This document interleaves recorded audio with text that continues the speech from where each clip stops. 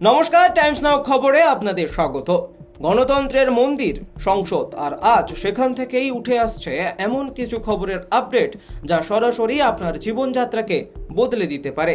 18তম লোকসভার অষ্টম অর্থাৎ বর্ষাকালীন অধিবেশন শুরু হতে চলেছে, আর এই অধিবেশনে এমন একগুচ্ছ বিল পেশ করার প্রস্তুতি চলছে যা দেশের বিচার ব্যবস্থা থেকে অর্থনীতি, এমনকি আপনার ছোট ব্যবসার ভাগ্য বদলে দিতে সক্ষম। ঠিক কি সেই বিলগুলো, আর কেনই বা বিরোধীদের নজর ছাড়িয়ে সরকারের সর্বোচ্চ অগ্রাধিকারের তালিকায় রয়েছে এই খসড়াগুলো, আজ আমরা সেই বিষয়গুলোই একেবারে সহজভাবে ভেঙে আপনাদের কাছে উপস্থাপন করব।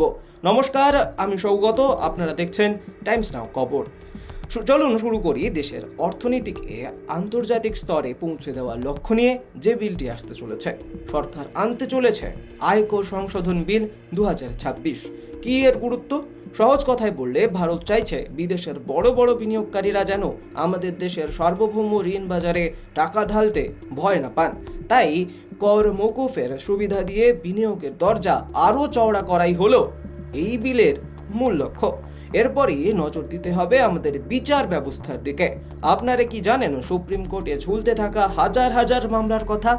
সেই জট খুলতেই সরকার নিয়ে আসছে সুপ্রিম কোর্ট বিচারকের সংখ্যা সংশোধন বিল।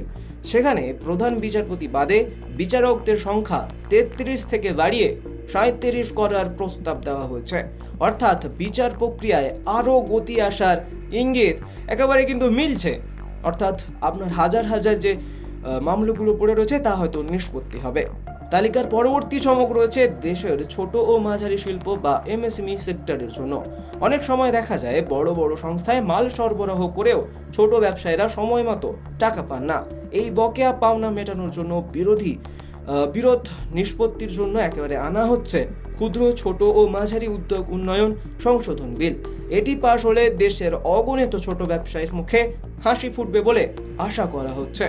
তবে এই অধিবেশনের সবচেয়ে আলোচিত এবং স্পর্শকাতর বিলটি হলো বিদেশি অনুদান নিয়ন্ত্রণ সংশোধন বিল 2026। দেশের অভ্যন্তরীণ নিরাপত্তা নিশ্চিত করতে বিদেশি অর্থায়নের ওপর স্বচ্ছতা আনাটাই হলো এখন সরকারের প্রধান লক্ষ্য। আর তাই এটি পাশের ক্ষেত্রে কোনো আপোষ করতে রাজি নয় কেন্দ্র। পাশাপাশি দীর্ঘমেয়াদী শিক্ষার সংস্কারের জন্য বিকশিত ভারত শিক্ষা প্রতিষ্ঠান বিলও বর্তমানে যৌথ কমিটির পর্যালোচনার অধীনে রয়েছে, যা উচ্চশিক্ষার মানচিত্র পুরোপুরি পাল্টে দিতে পারে বলে মনে করছে বিশেষজ্ঞ মহল। সংসদের এই বর্ষাকালীন অধিবেশন কেবল কিছু কাগজের বিল পাশ করার মঞ্চ নয়, বরং এটি আপনার আমার দৈনন্দিন জীবনের নীতি নির্ধারণী কেন্দ্র। এই বিলগুলি নিয়ে সংসদে ঠিক কী বিতর্ক হয় বা কিভাবে তা আইনে পরিণত হয়, সেই পুরো প্রক্রিয়ার ওপর আমাদের নজর থাকবে।